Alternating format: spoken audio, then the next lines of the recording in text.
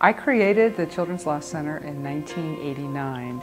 The Children's Law Center serves school-age children that come to us who have at-risk factors, usually that get them into different systems like the juvenile court or the child welfare system, or because they're struggling with school-related issues.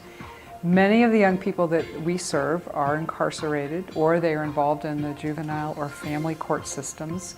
Sometimes they're just at risk for being involved. I think the biggest challenge that we see long-term for many of these kids is that they really have challenges that prevent them from successfully transitioning into adulthood. So sometimes those are economic circumstances, they're related to their education, they're related to incarceration or mental health issues that go untreated. So, ultimately that's what we want for all kids, is to be safe and have an education and economic opportunities, because that's what healthy adults do.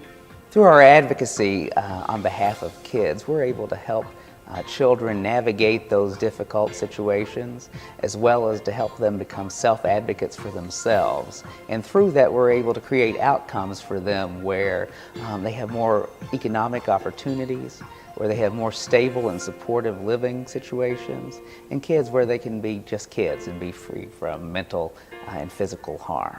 Demand for services at the Children's Law Center has grown and grown over the past few years. We're serving record numbers of individual clients and cases, not counting the thousands of kids that are impacted through our systemic work and reforms across our region. Not only are we going to need more and more financial resources, we're going to need increased community support and advocacy for the work of the Children's Law Centers and the issues that are important to the kids that we represent.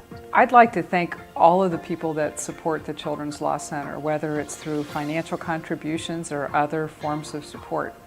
We just rely on that heavily in order to do the work that we do. So I'd like to thank you for hearing our story and for supporting the work of the Children's Law Center and finding more out about what we do for kids. The Children's Law Center. Help us help kids.